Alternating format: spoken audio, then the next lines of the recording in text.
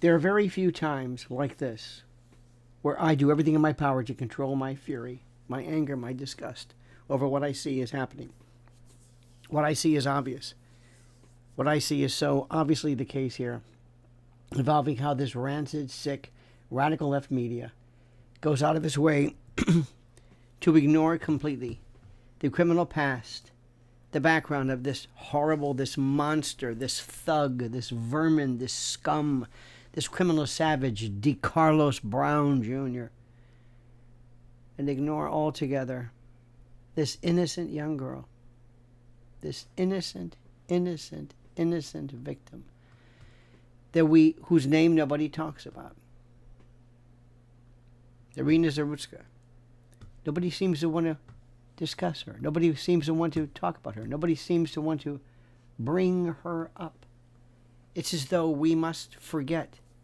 Nobody wants to say her name. I don't understand this. This is a woman who is so perfect. The victim, Iryna Zarutska.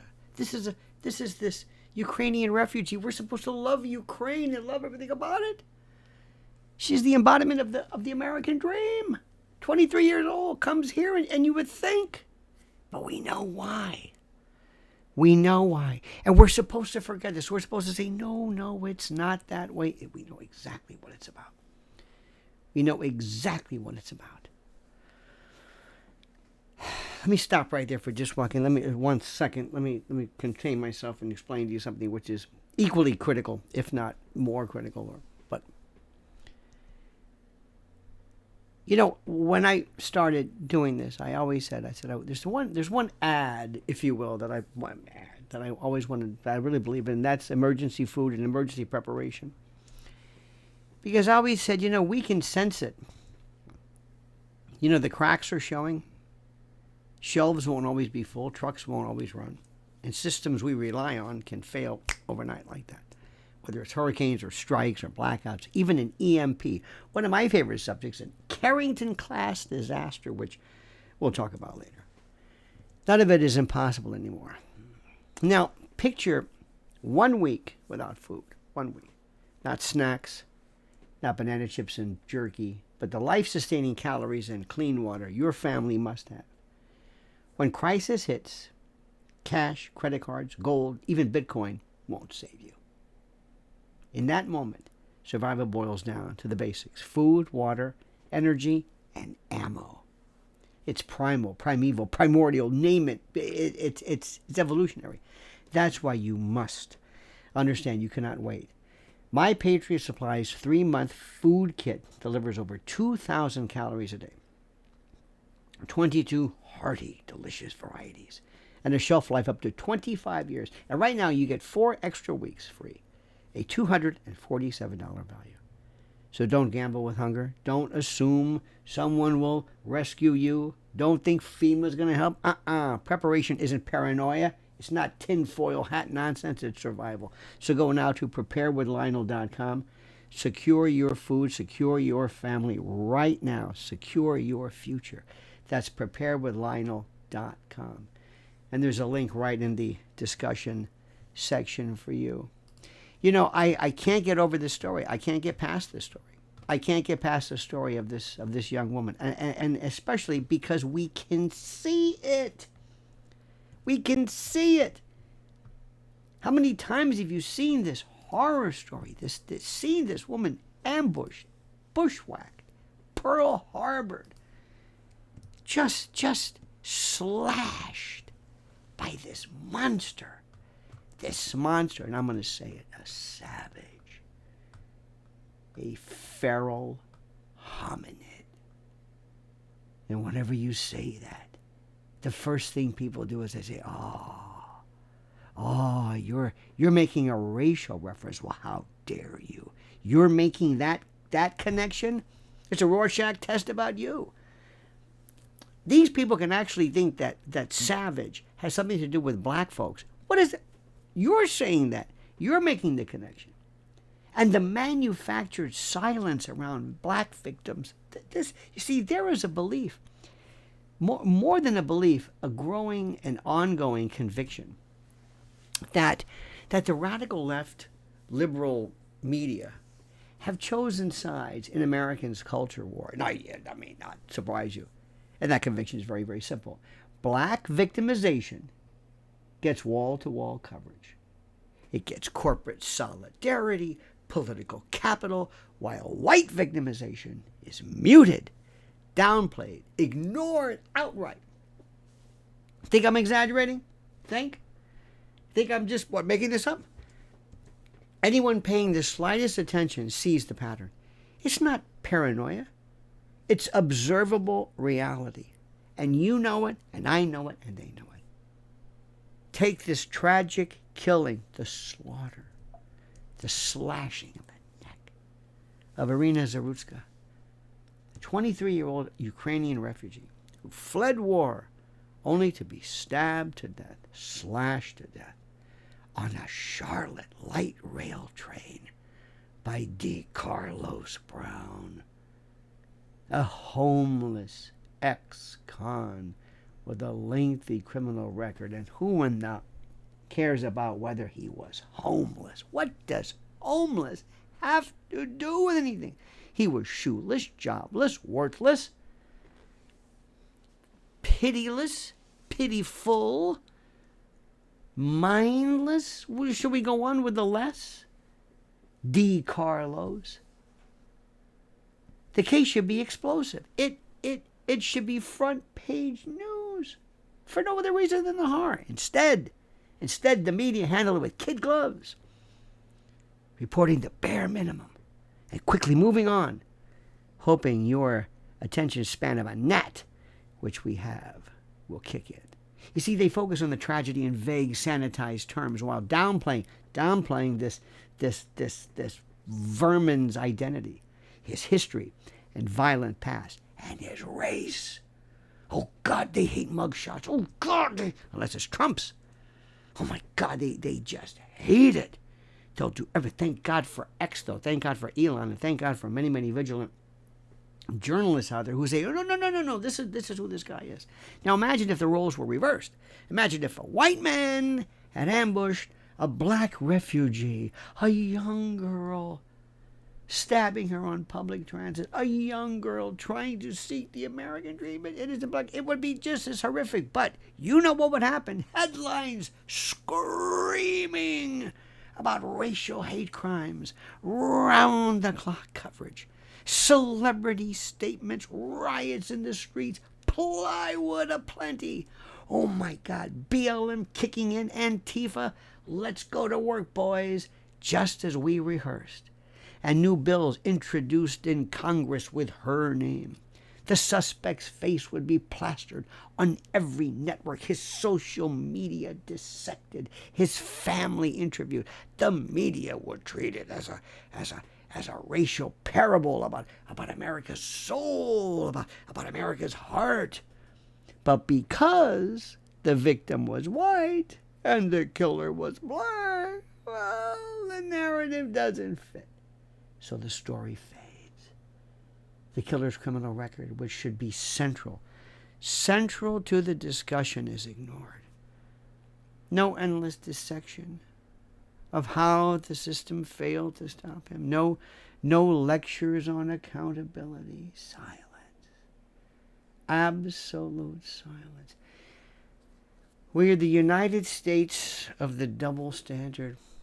Like Gore Vidal said, the United States of amnesia, but we're the United States of the double standard. The double standard goes beyond crime reporting. It bleeds into the entire cultural bloodstream. The media and academia constantly amplify black grievance while suppressing any discussion of white victimization. The coverage of George Floyd, oh my God, versus Iryna Zarutska is the clearest example. But it happens every day. It happens every day. The moment, the second someone brings up white rights, white awareness, or even just equal coverage, they're smeared as extremists or racists. Figures like Nick Fuentes, whatever one thinks of him personally, became shorthand for demonizing anyone who dares to say that white people also have interests, that white communities also suffer, that white lives also matter. Oh, the tactic is transparent. Shut down the conversation before it starts. Shut it down. And meanwhile, cultural currents reveal that Americans are quietly rebelling against this imbalance. And soon, not so quietly, stories about the growing popularity, the growing interest of white sororities, or the trend of so-called black fatigue, the exhaustion, the utter and unmitigated exhaustion that people feel over constant racial lectures and guilt tripping, and the number of these insane battles and riots by bonnet-wearing, you know the routine, you've seen this a million times. What is going on? From Carnival Cruise to airline meltdowns to name it. What is this? What is this? Riots that spontaneously occur over what? You didn't get a barbecue sauce at Chipotle, so you're going to start throwing things? How many times have you seen this? What, am I making this up? All of this show that the public senses the game. They may not always say it out loud, but they know something is wrong. And you know something's wrong. And I sure as hell know something's wrong. Then there's the Sydney Sweeney effect. Oh my God. Even popular culture reflects the discomfort. When Sydney Sweeney, remember this? May seem like not much to you, but it was. A young actress posts pictures of her family in settings perceived as too white or too traditional. The backlash from the left was vicious. She's accused of coded racism, of promoting problematic images, her genes, genetics, eugenics, oh my God, simply for existing within a cultural space not drenched in progressive ideology. This is the point.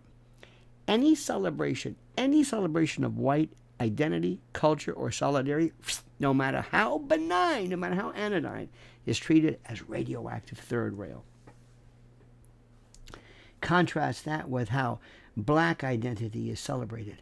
Oh, entire months are dedicated to it. Multi-million-dollar marketing campaigns. Elevate it. Elevate it. Universities, corporations, and media outlets shower it with attention. Oh my God, white identity, by contrast, is something, my dear friend, to be ashamed of, to be denied, or erased altogether. This is not equality. It is hierarchy. Or as one might suggest, it's anarchy. And then there is Decarlos Brown Jr. Ah, yes, back to Zarutska's killer. Why isn't the media dissecting Mr. Brown's criminal record? Why aren't there deep dives into how he was allowed to roam free? Who the judges were who released him? Because acknowledging it would mean, especially in this world now of restorative justice and no bail, no jail, would mean acknowledging a hard truth. Violent, repeat offenders are protected by progressive policies that prioritize the criminal over the victim. And when the victim is white, the silence becomes deafening. And you know it. The public knows that if Brown's victim had been black, he would be the face of American racism. Instead, he's a ghost in the coverage. His record is buried, ignored. His name is barely mentioned.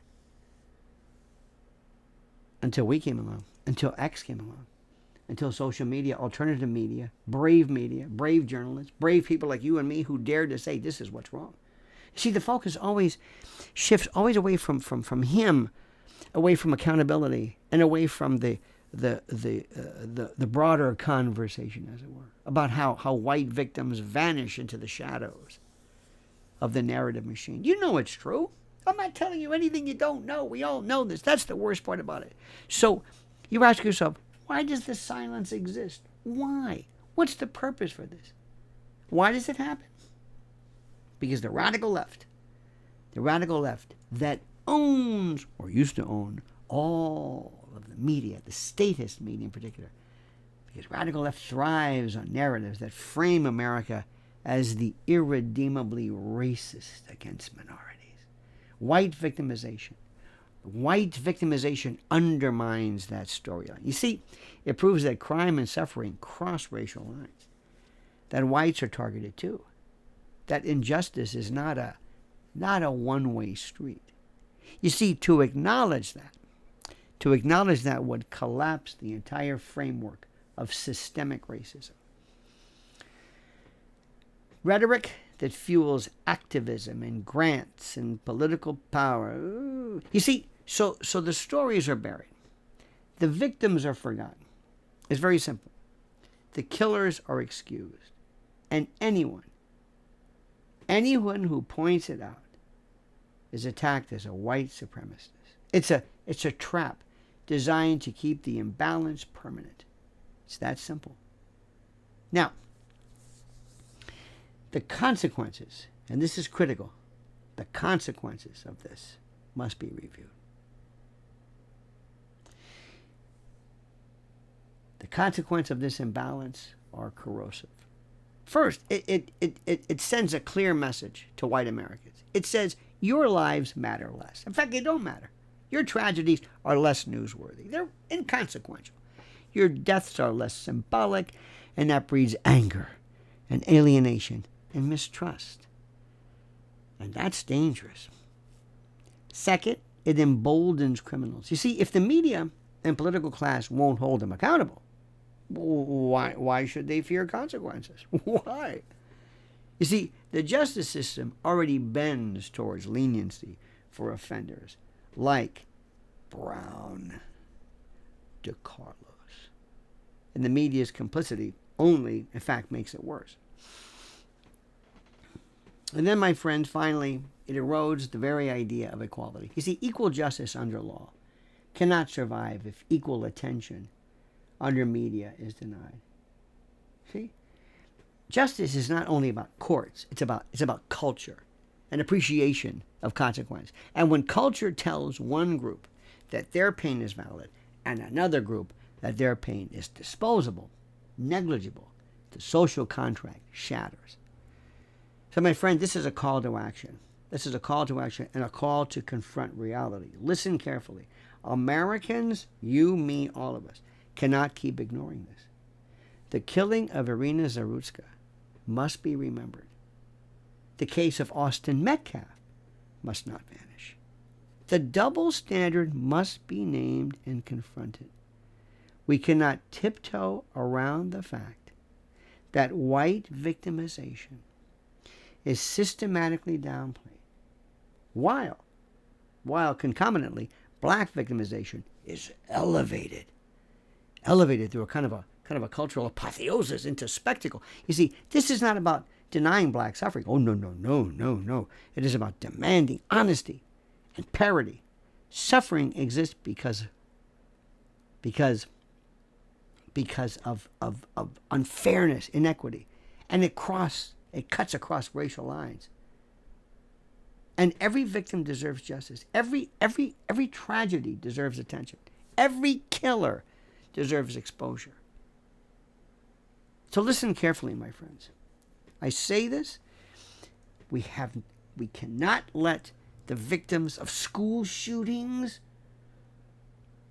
of church shootings, be forgotten because the identity of the assailant is trans or black or somebody of a particular demographic that we hold sacred. The radical left media, they want you to forget. They want you to accept selective outrage as normal. They want you to believe that pointing out white victims is taboo. But Americans are waking up. They see the imbalance. They feel the resentment building. And we know this. My friend, there is a reason people talk about black fatigue. There is a reason stories about white sororities and cultural pride, why they resonate. There is a reason names like Sydney Sweeney become lightning rods. People are hungry for this thing called balance, for fairness, for honesty. It's that simple. And until, dear patriot, dear fellow patriot, until the media admit it, until prosecutors apply the law equally, until every victim is given a voice, the danger will only grow. Because this isn't paranoia. It's not conspiracy. It's reality. And reality has a way of breaking through, no matter how hard the powerful try to bury it. It's that simple. I hope I've gotten your attention. I thank you for listening. I thank you for paying attention. Don't let these people die in vain. You know I'm right. Now do me a great favor, my friends. I ask you this. Please listen carefully. I have a series of questions that immediately follow this. I want you to listen, to absorb this, and by all means, comment as you see fit.